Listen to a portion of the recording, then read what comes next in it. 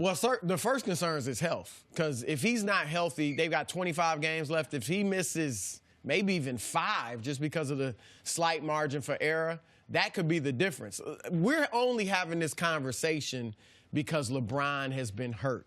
They were the 4th seed in the West. They're 22-17 with him and 6-12 without him. So if he's healthy, and I know they're concerned about his groin, and they should, because he hasn't looked like LeBron James. He's put up nice numbers, but he hasn't been as explosive for as long of a period as he typically has been. So it doesn't look like he's back 100%. So I understand why they're concerned about the groin, because that's what their playoff hopes hinge on. Well, obviously, it hinges on him being healthy. Right. I think they need Lonzo Ball back healthy. Remember, a couple of those games Kyle Kuzma missed as well.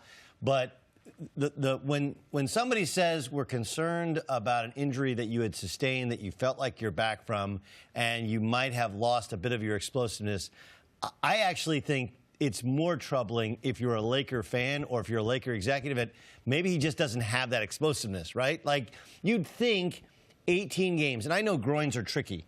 It's just like a pulled hamstring, where you think you're back, and then all of a sudden you run, and it feels like you get shot in the back of the leg. Once you get into your 30s, that happens to all of us, because we're all former athletes here. But when the Lakers are starting to say, well, he's not as explosive as we remember him, or maybe he should be, maybe it's because LeBron James, this is LeBron James 2.3.0, in that he's a better shot maker. He can start to win more with his mind than he can with his body. But that ability to just explode past inferior players might be gone, because he's had plenty of time to rehab, where you would think he would have that burst when he came back. And he does look different. He does look slower. He does look more like a below-the-rim player. How much factors into, though, because he came back, what, 5 games? He's averaging a triple-double still. How much is just getting into game condition? I mean, how much is it? Are we not putting enough importance on the fact that he needs to get back into game shape? Well, yeah, because I think it's premature after 5 games to say he's not the same. Now, if people want to look at what he did before the injury and say, yeah, he was playing really well, but was that typical LeBron that we're used to? If they want to argue that, that's a different thing. But to pick on these 5 games and say this is evidence that he's not the same, that would be premature. So, yeah, he has to get back in rhythm with his teammates. As we talked about yesterday, Doug, they have to adjust to him. And Doug's right. They've been injured. Lonzo Ball's injury, we know he struggles offensively, but on the defensive end, he is huge for them. Yes. Like, their rankings, they're a top 10 defensive team with him. Top 7 across the board in every when defense. He's in there, right? When they were all healthy. Right. They were an excellent defensive team. And part of it is LeBron is not the defensive player he used to be. Right. Rondo, it's more reputation now. Not to mention, Rondo missed 34 games. And Rondo missed games as well. But I'm saying in terms of defense and how important he is. And Kyle Kuzma has been a swinging gate at times defensively as well. So, yes, we're sitting here going like, man, they really could use Lonzo Ball. And people look at the shooting numbers. You have to explain why he is important to what they do. Their defense without him quickly, their defensive rating without him is 118. To put that in perspective, Cleveland has the worst defense in the league. That's 114 is their rating. So they're playing far worse than the worst defensive team in the league when Lonzo Ball's not there. And part of that is LeBron James is different than he used to be, because he used to be the magic elixir for everything on offense and on defense, and it's just not the same. Look, this is all par for the course when you're in your 30s. Not only and your 16th season. Yes, but for anybody. But yes, and he played 82 games last year. And maybe he managed it because he didn't practice last year. And so he's like, well, if I don't practice, but I do play in games, it's the same number. But he coasted last year, too, at times. I mean, they were until we came out of the All-Star break. Right. And that's when he came back. And he's had breaks. I've heard Nick point out before that he's taken, mental breaks before and missed games before. But once you get into your 30s now, the injuries happen more often, and they last longer. And when you come back, it takes you longer to come back for them. So this is what you're going to get, not just for the remainder of this year, but the likelihood is it doesn't get better. It gets worse. Well, as you said, that's what could be scary for Laker fans. Look at the guys that came in with him. Dwayne Wade, about to retire. Carmelo Anthony, nobody wants him. Chris Bosh, retired.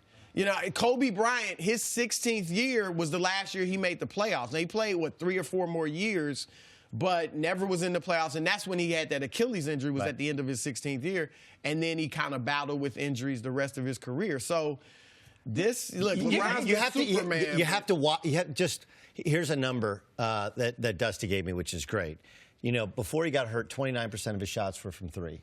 Since he's been hurt, he's only been 5 games back, small sample size, but 41% of his shots from three. Just settling instead of playing that downhill bully ball. I'm bigger, stronger, more athletic than you are. And it's obvious when you watch. You're like, man, something's missing. I just view it as it's the opposite of a compliment when somebody goes, well, maybe you're still hurt. Like, no, he's actually fine. This is just what LeBron looks like now. Well, the good news is that he's so smart. Yes. He can adjust if he's willing.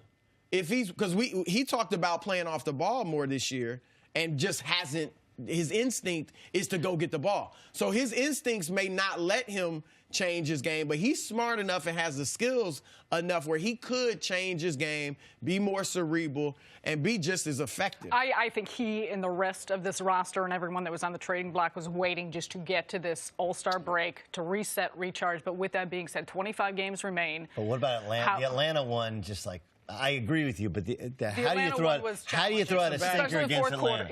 Yeah. I mean, that's a game if you are going to make the playoffs that you need to win. So if the Lakers do, in fact, miss out on the postseason, how much of a failure would that be or a hit to LeBron James' legacy given these circumstances? I think it's a disaster. I think it's an absolute disaster. And I understand, like, I've seen it. I mean, you're trying to contextualize to people who are in the East Coast who don't stay up late, right? America has turned off their TV sets because I just can't stay up late to watch LeBron on the West Coast. That's why the ratings are so down. But you had him as the MVP, and it was. That's not happening. Listen, no, it was trending in that direction. They were trending in the direction of making Chris Broussard look like Karnak.